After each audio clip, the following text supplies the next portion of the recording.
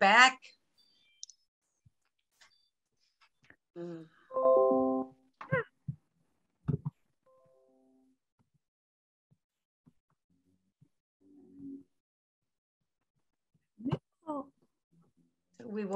We'll start in just a minute, just give people an opportunity to come in.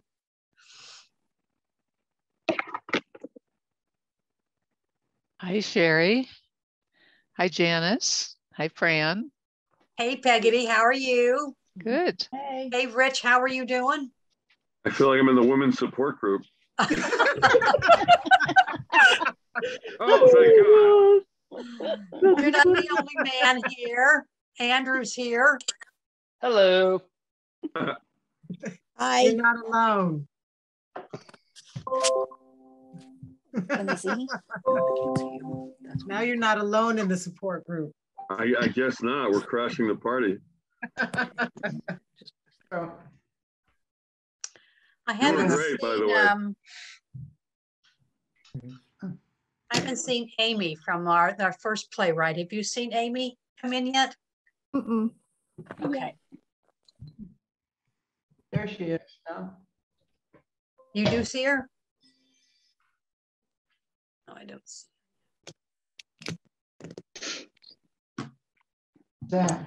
Is that Amy? No, that's Sherry.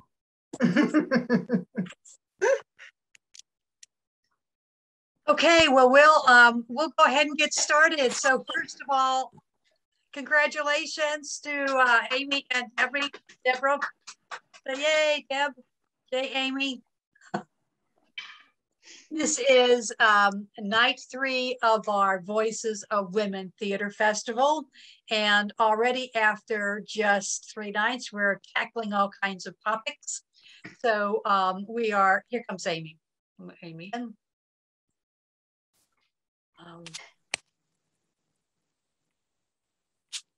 Hello, Amy, can you hear us? Hi, yes. Hey, how are you? We're just now getting started. So welcome everybody, night 3, Voices of Women. What a fun night. It started off with Amy's show and oh my goodness, so beautiful and meaningful and poignant. And then we ended up with Deb's show, which was light and made me laugh. So what I want to do for the next 30 minutes, if you guys will stick with us, is give both the playwrights a chance to talk. And then I'd love to hear from all of you to hear what you have to say about the play. So Amy, we're going to start with your play. And so we'll take some time. So not to interrupt, but my actress, Aya, was trying to get on. She said that the Zoom is asking her for a password, which is odd. There is no password in the link. I'm sorry. That's why I was late. We're texting. I'm trying to get her on. Tell her to take off the pound success and try it again. No, that's a different link, Deb. Yeah, I know it ends with the word success. Yeah, take off pound success. It may, if she's trying to get on a phone, it may do something. Oh, okay. All right. So I'm sorry. I didn't mean to interrupt you, but I know she wanted to join us. Oh, absolutely. We'd love for her to join us.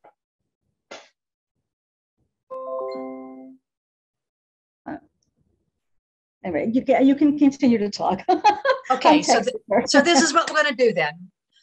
Amy, while she is getting ready to come on, we will talk about Deb's play first, and then we'll end with Amy's play, okay? Because I think Deb and her group are here. So even if your actor comes on in a minute, we'll do you second. Okay, so thank you. What a funny play! And when I was listening to it, I could just see you going through those things in your head about what to write. So tell us how you came up with this idea. Oh, tell us what you wow. want to about the play. Well, the expanded version of this play actually was born out of conversations with my cast, because Andrew's idea was nothing with the face. I can't remember whatever the fish is. It's not a fish. I'm sorry, my brain is like, ah! The oysters? Oysters, yeah. The oysters don't have faces, and then we kind of just expanded from there. And decided to make it a little bit of a twist, to make it that this and this were on this blind date and they didn't even realize it. And it was just a lot of fun to really have writer's block and then decide what would happen if if your characters actually controlled the scenario, and would they get tired of you making all these changes? And it was just a lot of fun. What was your favorite part of Deb's show? Let's hear from the audience. You can unmute yourself and Janice. Well, I love the beginning when it was the short, snappy, where she was giving different ideas, and I thought, oh, how can I do that at a party or something? I mean, that's so funny, and it was, I'm sure, really fun for the actors also, which I always think about both sides of things. And so thank you for writing that for actors. And I loved seeing the process of your brain and creative people. I think a lot of us go through, the self-doubt. And so you portrayed that very well. And having her voice then come out as Amy, hi Amy, to confront her, was beautiful. It got a little more serious there, I thought, even in the humor. So that was cool. Thank you. Here, Sherry, you had your hand up, and then we'll do Rich. And before we get in, Amy, did she get on yet? No.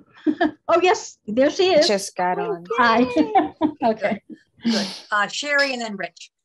Sure. I love the timing of when you had your critic come in. I just thought we had just gotten used to this kind of pattern, and then you threw the wrench in there, and I just really love that. And I love the way you had your writer listening so intently to her, and then taking that in. I just really love that process of the brain that you showed through the dialogue and how they worked that out. That was great. Thank you. Very fun. Thanks, Sherry. Hey, Rich. Hey, how you doing, friend? Good. Hey, really good work, Deb. Really, really fun. Good for you. Doing something fun nowadays is essential. Jeremy. I liked. How do I make it so they can hear me? Okay. We can hear you.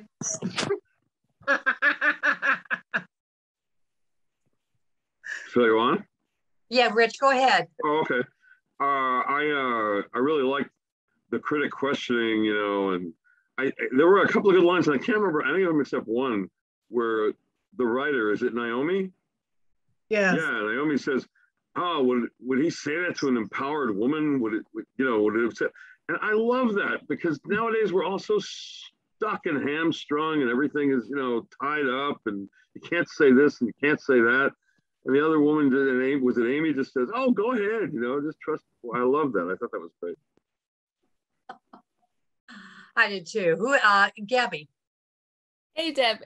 Yeah, I just felt very seen. I know it's something a lot of creative people struggle with, but I was just having this conversation that I have a dozen paintings and songs, and my tagline is just always, "It's not finished, it's not finished, it's not finished."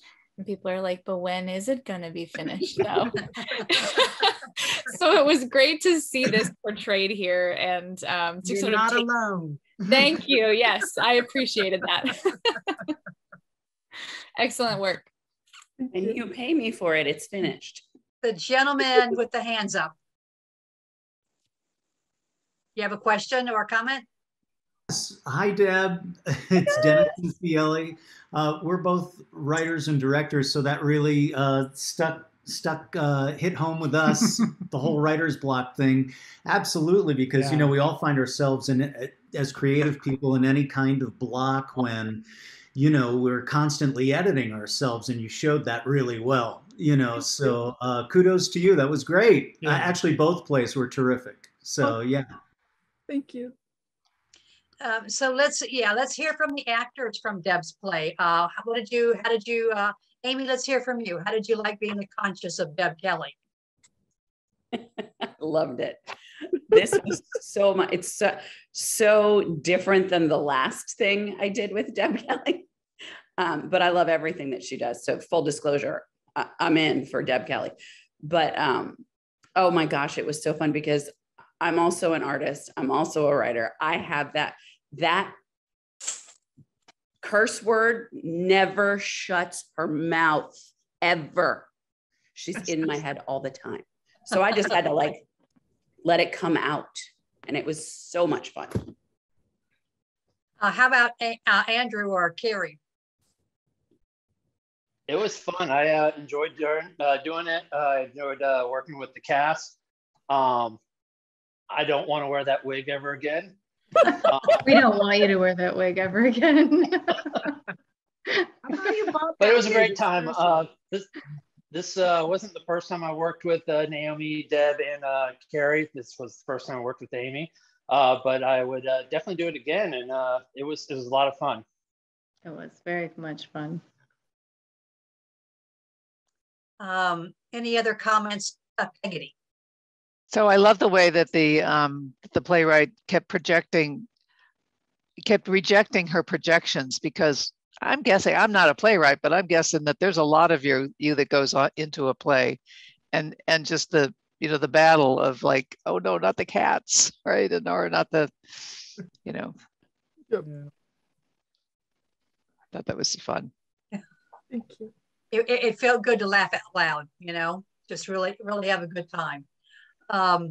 Naomi has this, I'm sorry. Is that okay? Go ahead, Amy. Naomi has this energy that is so powerful and so giving on stage. And she made it really easy for all the rest of us. And I personally just want to give a shout out to her for how far she is willing to go for her characters and what she is willing to do to get it right. Well done. She went so far to eating 6 donuts just to make sure she got it it all right. I don't even think you saw that coming in. I was waiting. I'm like, No, you can't even see that I had. Some of them were definitely backstage. Eating this donut. But then when you take the paper and wipe the glaze off, I mean, we had to restart the very first time we did it because I laughed out loud, and it was like, and I got this look from Deb, and I was like, so funny. And I was like, so another donut. I brought these for you guys, and I end up eating 6. Sorry about only that. 6? Are you sure it was only 6? I think it might have been more. I broke that up. The last one I broke into like 4 or 5 pieces, trying to just eat a little. So as you can tell, being Debbie's head on on stage. So that I love was a fun. woman that can eat 6 donuts. Right? Is there anything better? I love a woman that can eat 6 donuts. You're my kind of girl. And I was holding back. So as you can tell, even better. Deb and her cast had fun being at Powerstories. They were our first group that we had on our stage with our new camera system. And so they were actually our guinea pigs with our new camera system also. So we enjoyed having them on stage and doing it at Powerstories Theater. Deb, what final comments do you have? And then we want to talk to Amy and get into that rich play that she wrote. Full disclosure, just let everybody know that the first time that we got on the stage together was our first time rehearsing with tech and everything. Everything has been Zoom. So I just want to like give this huge, gigantic, gargantuan, world-sized thank you to my cast who just absolutely nailed it, blew me away, and invented these characters for me. And it was magnificent. And also, Naomi has the best freaking laugh. Just, oh my God. So yeah, just thank you guys. And thank you all of you for supporting this show and for supporting the Voices of Women Theater Festival. A major shout out to Chris, our director of technology, our tech guy. I mean, he's up in the booth, learning all these cameras in addition to working the set and everything. So he did a great job with I thought the Zoom was very good. It looked really good. The quality of the Zoom. Yeah, we're getting better at when to shift cameras and things like that. That'll kind of get better. Camera 1, camera 2, and things like that. So Yeah, he Okay. made it so easy to edit. So yeah, thank you, Chris. We're going to transition now that Amy or cast are here into the first play of the night, No Fall My Hand. Amy, we want to hear from you. This was your work, your life, and we want to hear from you and your actors. I thought this was such a beautifully written play, and the performance was gorgeous. I emailed you as soon as the show was over, Amy. Just Thank loved you. it. So talk to us. Well, the character of Beth is me. It's a story of my life, my marriage, and how it turned out. And when I was writing the play, I felt, well, nobody wants to hear about what I went through.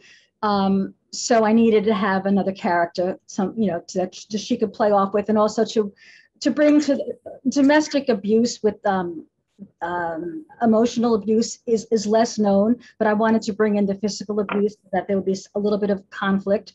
And I had worked with Io in a couple of plays before, and I knew her work, and I knew how magnificent she was. And I thought, I'm going to write something that she can play. That's smart. And I knew she had a Nigerian background. So I started doing a lot of research, and it's a big problem in Nigeria. I listened to all kinds of interviews of women who suffered from spousal abuse, and I watched a Nigerian movie that was very interesting. And when the wife went to her parents and told them what was going on with the physical abuse, they said, you have to just stay in the marriage, and the husband ended up murdering the wife. So I knew that, I said, that's it, there's my conflict. So that's how it evolved. Now, when did you write this? Let's see, the winter of 2019. So it was the last time I was on stage. I don't know about Io, but it was February 2020. We performed this play in New York. And I've been on Zoom, but I haven't been on a stage since. Same here. Yeah. Same here. We wanted to do the play again. It was a short run. We only had, I think, 3 shows. And, it was something that we both wanted to do again. And theater hasn't quite opened up yet in New York City. It's just beginning. And then thankfully you chose my play and you gave us an opportunity to do this again. It was easy to choose your play, Amy. Thank you. It really was. Thank you. I would say the problem though, because we shot it in our own apartments, with a camera and a green screen, and then I had a video editor put the backgrounds in. And I think you were able to focus in on the 2 women and their story, and that was fine. But what you're missing, unfortunately, is what I would say is the third piece, which is the story is really about these 2 women and how their relationship begins antagonistically, and then they get to understand each other, and then by the end they're friends. And on stage, obviously, we were able to move around, so that's what you're missing. The beginning parts where like my character would reach out and she would recoil, and then how on stage, the walking away and moving closer, we could portray with body language how the relationship was evolving. So that's lost, unfortunately, in the recorded version. And we miss that about theater, but Yes. we are all finding that the stories, they're still there on Zoom. They still come alive. Io, let's hear from you. Hi, everyone. I'm Io. So I just want to say thank you very much for allowing Amy and I to share this piece with you on this platform. I've been working with Amy for several years now. We've worked on several pieces together, but this one in particular is very special to me. Obviously, as she told you, I do have a Nigerian background, so playing this character felt very comfortable. I worked a lot with my mom on, how to say certain things, and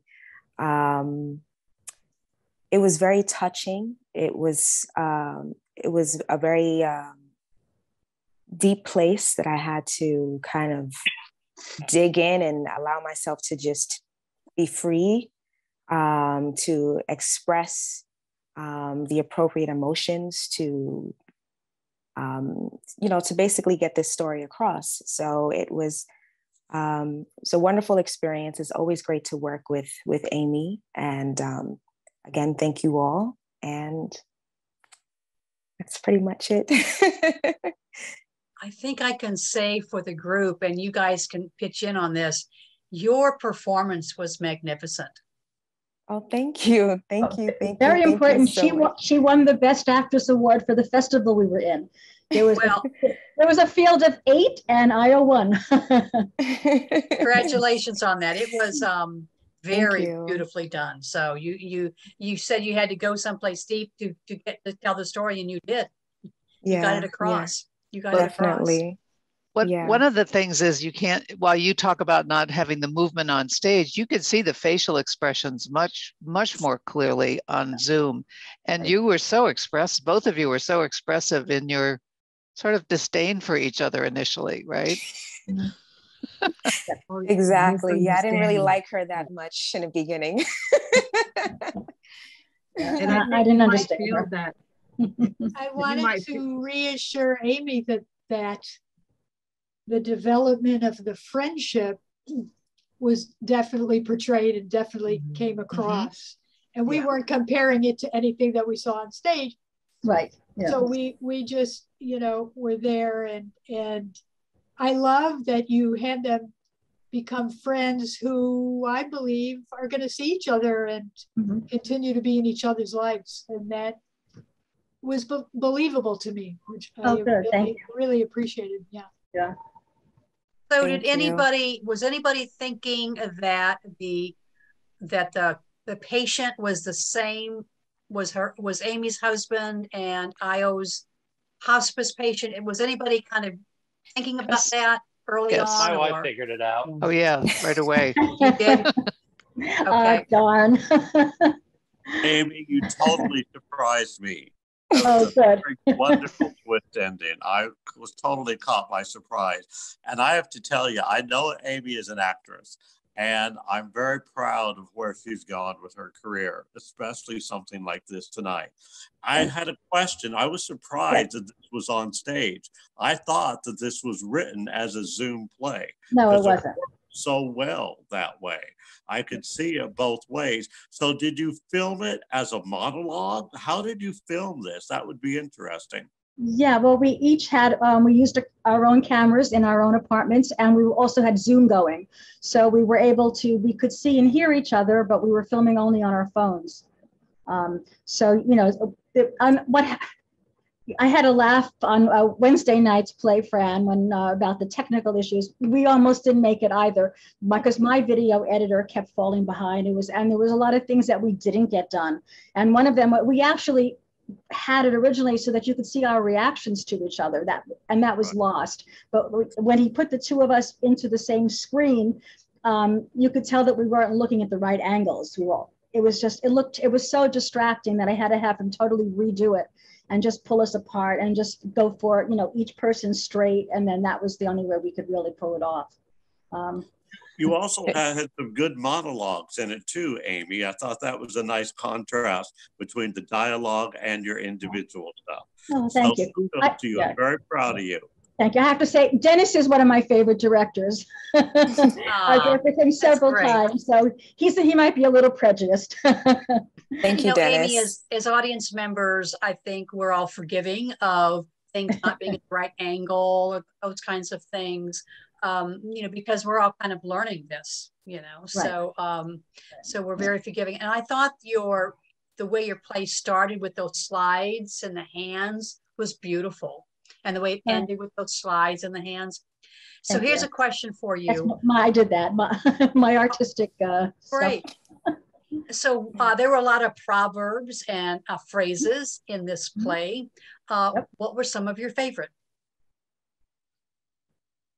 One of my favorites is he who does not look ahead always remains behind. That's one of my favorite ones. Love that one. And my favorite one was the one I made the subtitle. Don't ask me where I'm going, but where I've been. I'm paraphrased that, but it's true because you're always a product of your past and what you've gone through, and that changes how you are in the future. So. I like the one about friendship at the end. About two hands holding hands. Hold on to a dear friend with both hands. Yeah. Yeah, it was funny because in my research, I discovered that again, not being stereotypical, but many Nigerians, not all, are religious, and there's a big use of proverbs. So that's how the whole thing started. And when I found that one with the two hands, that proverb, I had my ending. So then I had to work the play. How do I get there? So I knew where I was headed. Rich, you had a comment? Yeah, you were both such wonderful actresses. I really enjoyed. I mean, this is what I saw. Speaking for myself, I saw you very guarded at first, and then opening and opening and opening your tones of voice and your physicality and your faces and the things you said and the writing, and it was lovely to watch. It was absolutely wonderful to watch. And I agree with, is it Janice? I don't have my glasses on. That last, you said it wasn't a proverb, but that last quote, about take your friends and hang on to them. But you ladies just really, I mean, you just transformed in front of my eyes. It was so nice to see. I really loved it. Thank you. Thank you. Thank you so much. We in the field of theater and art believe that theater can be transformative, that we are agents for social change. Your play, Amy, if shown to a lot of people, I'm sure will bring up a lot of feelings, and a lot of questions, a lot of resolutions, those kinds of things. And with Deb's play, if anybody's thinking about being a writer, they're gonna think, okay, that's normal, going through all of those, different if, ands, and whats. So, could I say one last thing? Sure. Real quick, I forgot to say that I'm a peer counselor at this place, Fountain House, and I work with people who have mental illness, and a lot of abused women have told me stories. And I really like that in your play, the two women share this sadness and tragedy and all this stuff, and that it becomes a healing process. I mean, that's what I saw. I mean, I don't know if you agree, but that's exactly what it was. Yeah, towards the end, like, okay, wait, now I have a friend. It's like something grew out of all this misery and crap. I'm sorry to use that word, but but yeah. And I thought that was great. That made it for me. I mean, it was fun. It was clever that we both got the same guy, but that was what really made it for me. Good. That's a great takeaway. Thank you. Amy, you had a comment? This is Amy, right? Amy, yeah, Amy Ragg. Yeah. Hi, Amy. Sorry. So I needed a mound. Like, let me start. But I made that, I texted that to Deb, and she made me realize why. It triggered me because I also came from a marriage that was emotionally abusive. There was threat of physical, but there wasn't. And it was stopped before it could get there, but I still have nightmares. I still have all the things, and listening to you describe it and feeling the kind of the pull, the push and the pull between the two of you with with Io's, well, mine was physical and yours, yes, but it was a thing. And it's when, as when that's your reality, you feel like it's not enough. It's not bad enough to complain about it. It's not bad enough because you don't have physical bruises. You don't have a broken bone. And so it was so incredibly real, the way that you portrayed that I felt it, and I knew I was feeling uncomfortable. And I knew it was like, I kind of kept trying to pull back from it. And then was like, I have Mounds bars. I need a little Mounds bar. Oh my God. And I literally texted that to Deb, and she said, triggering. And I was like, son of a, yeah. And I knew it here. I just hadn't verbalized it yet. So thank you for that. And I thank you for your performance as well. Thank you Thank you for sharing that. Not yet. I will give you a line from the play. I'm so sorry you had to go through that too. As am I. But, yeah, I totally understand. I mean, unfortunately, everything pretty much I said in the play was 100% true. That, you know, for my character. And then when I did tell my parents, they didn't believe me. They didn't take my side at first. I thought, everybody loved my ex-husband. He had a charming personality. I was like, no, you know, you're wrong. He's not doing that. But, yeah. I would agree with Io, though. I will dance on his grave. Because I am lucky. I learned from his first wife that I am lucky to be alive. Oh, so really? it hadn't escalated to that, but yeah, I'll dance. I make it a policy not to hate people, but I'm still afraid. Oh. And it's been almost 20 years. Wow. Yeah. So it's still. So I am happy that the one play where Amy was a actor was really profoundly affected by the second play that we had. I think that's a night of shorts, a night of two plays. Yeah. I'm planning though to put Deb's play on second. I think everybody kind of after watching my play, they need the release. Yeah, that was kind of the intent, that we would do both. Yeah. What other comments I want to give anybody a chance if there's anything they want to say about either play to say something. Joey, you have something you want to say? Right, yes. Congratulations again to both of you. Deb, I really enjoyed the way there was two things. The pace at the beginning where everyone was changing, that was just so funny. And it was extremely relatable. And I came in on the first play. I think someone said it here. Her character was very jarring. Like I was getting myself together and I turned and it was just like, it hit you very hard. It almost made me uncomfortable. It was so strong. So, I mean, to be able to convey that through the screen, that takes a lot. And thank you. I'm glad I got to see it. Thank you for it. But it was a good mix. I really enjoyed it. It was really well done. Congratulations to you all. Thank you. Thank you so much. Thank you. Yeah, that's one thing I do miss is the sound of the audience, because when it gets to the end of the play and Io has her final monologue, there is total silence except for sniffles. So yeah, you miss that. That's the reason why we like having these talkbacks after our shows are done and we have the live recordings, because that's a way of having community, give the actors and the playwrights some accolades. Bravo. Thank you. That's beautiful. Bravo. Beautiful. So congratulations, both of you, on a successful third night of the Voices of Women. We tomorrow night will have a live presentation in the theater. Janice Cronetti is performing a one-woman show. Janice has been part of Powerstories in the Shevolution series. That is a series of plays that I have written. Over the last 20 years, she's been a part of that. But this is her own show. She's kind of breaking out from the pack and doing a one-woman show on stage at Powerstories tomorrow night.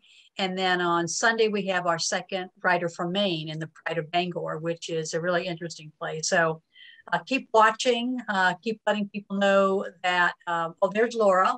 She's in our audience. She's going to be there on Sunday. JC's is available on live. Hers will be live streamed and live in the theater. So while she's performing, it's going to be live streamed. Right. Everybody smile. I want to take a picture. Okay.